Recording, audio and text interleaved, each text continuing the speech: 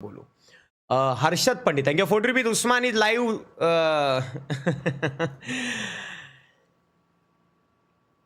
उस्मान, आता तू मराठीत बोलतो, मग मी पण मराठीतच तुला सांगतो की तुमचा व्हिडिओ मला खूप आधीच आला होता, पण मी विचार केला की का रिॲक्शन द्यावं, अर्थही नाही. म्हणजे तुम्ही ते औरंगजेबबद्दल जे बोलत होता, महाराजांचं नाव वापरून आणि टॅग्स वगैरे, एवढे टॅग्स तुझ्या आईला एवढं लक्षात कसं राहतं रे तुला माकडा? एवढं सगळं कसं लक्षात राहतं रे तुला? एवढे टॅग बिग कधी लावायचे काय? कॉपी पेस्ट करून ठेवले का टेक्स्टबुकमध्ये? हे च्या आईला. पण ठीक आहे सर, सगळं ठीक आहे. पण म्हणजे तू काय पण म्हणत येते ते बोलते, तुला काय नॉलेज आहे? कुठून आले तू भाई? कुठला व्हॉट्सअप, कुठलं कोणी सेंड केलं होतं तुला हे सगळं?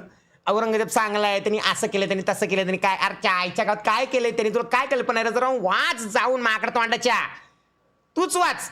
तुमचेच लोक त्याला नावं ठेवतात बरीच, आणि जी त्याची पोरं आहेत तुझ्यासारखी, ती त्याला देव मानतात, प्रेम करतात, जाम काय काय काय काय नाही का, म्हणजे डोक्यावर ठेवून बसतात. पण कसे उगाच कोणाच्या पण नादी नको लागू रे, नको लागू.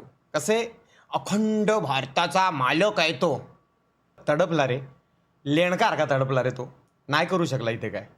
माहिती तर आहे ना. आता रिपीट किती वेळा त्रास देऊ रे तुम्हाला लोकांना मी, मला पण वाईट वाटतं आहे की नाही. तुमच्या नादात बाकीचे दुखवले जातात विनाकारणची, जे चांगली लोक आहेत.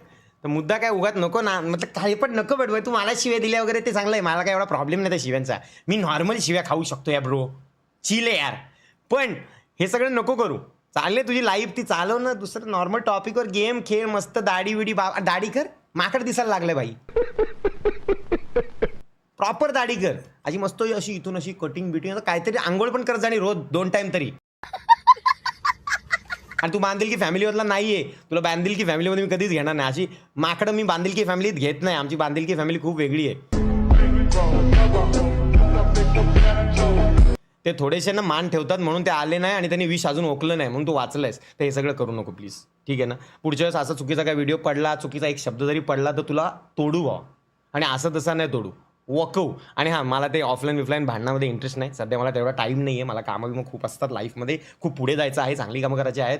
त्यामुळे मी इथे ऑनलाईनच तोडील तुला. मग तुला परत मग ऑनलाईन लाईव्ह यायला वांदे, व्हिडिओ बनवायला, अख्खा ऑनलाईन करिअर खराब. मग तू ऑफलाईनमध्ये डिप्रेशनमध्ये राहणार. मग तू माझ्या नावाने कोसत राहणार की यांनी माझं लाईफ बरबाद केलं, यांनी माझं लाईफ बरबाद केलं, मी काय करू आता, मी काय करू. मग काहीतरी एखादं पंक्चरचं दुकान टाकणार. त्यापेक्षा जे आहे ते कर. लाईफ तुझी तू जग, आणि त्याला पूजू नको. इकडे आहेस ना, तर छत्रपती शिवाजी महाराजच, बाकी कोण नाही भाऊ. जास्त डोक्यात जाऊ नको. मी जास्त बोलायला लागलो तर झोप उडेल तुझी. मूड डेंजर आहे. मी थकून आलो एक तेवढा प्रवास करून, आईच्या गावात डुक्कर काळा.